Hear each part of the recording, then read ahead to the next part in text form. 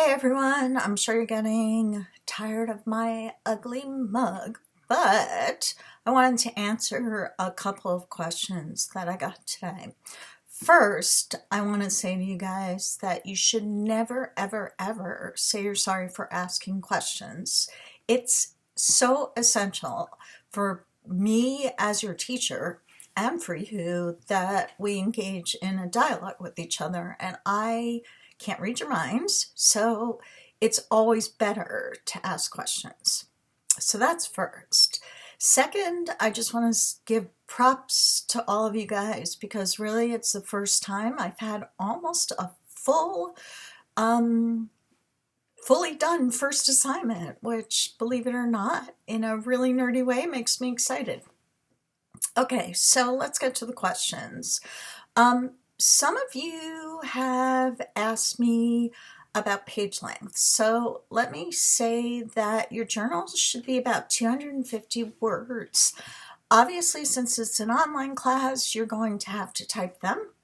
You can either upload them or actually cut and paste them. I have a Mac at home and a PC, so I can pretty much open any type of document, but if I have a problem, I'll let you guys know.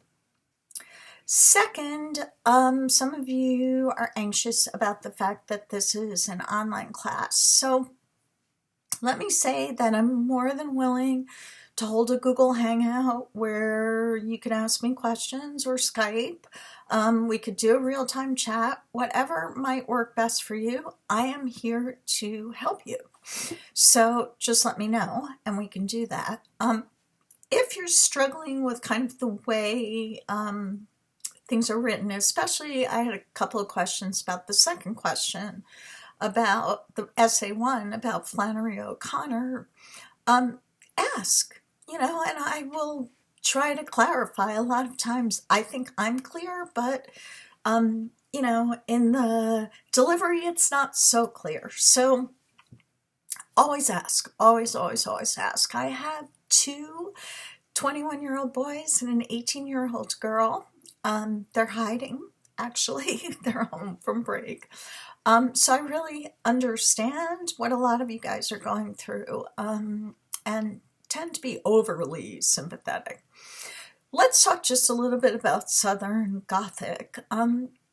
It happens to be one of my favorites, and Flannery O'Connor in particular is one of my favorites. I think part of that has to do with the fact that she actually struggled with lupus, and I've had lupus since I was 20. So, I kind of understand a lot of where her writing comes from. And unfortunately, or fortunately, maybe, there's a lot of anger in her writing, which I think you could see in a good man is hard to find. But a lot of that anger comes from post-Civil War South. Remember that the South lost the Civil War, and so because of that, there's this kind of underlying sense of loss of culture, loss of identity after the war. We in the North won, so we don't really have that in our writing. In fact, you really don't see that. You see writing more like Fitzgerald and Hemingway with this kind of machismo.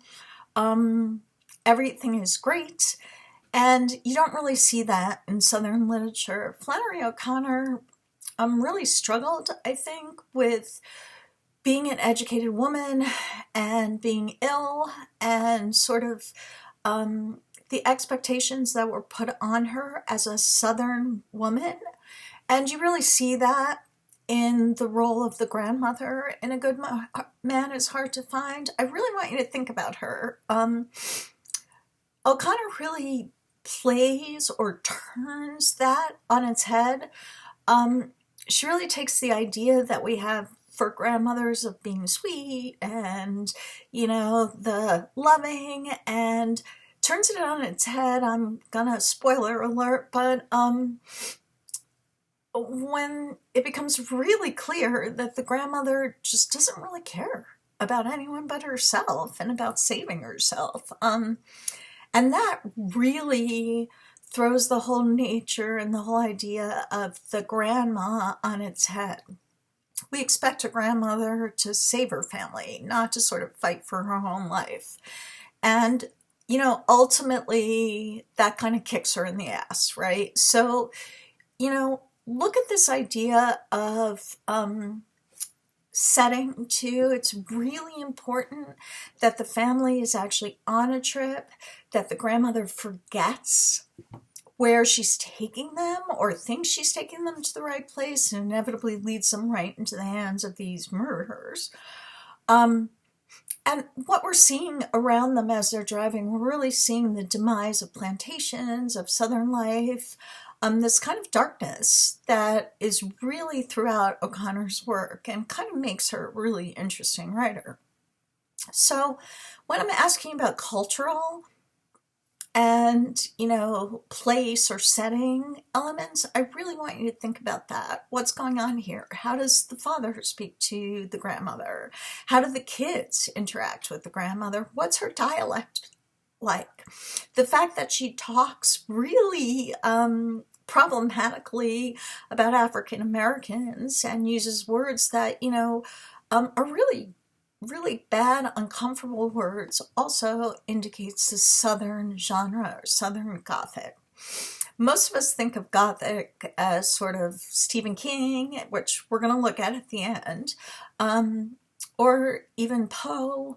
But the reality is Southern Gothic is really a very specific genre that came about after the South lost the war. And there was a sense of, really a land that was falling apart, decaying mansions, decaying family life.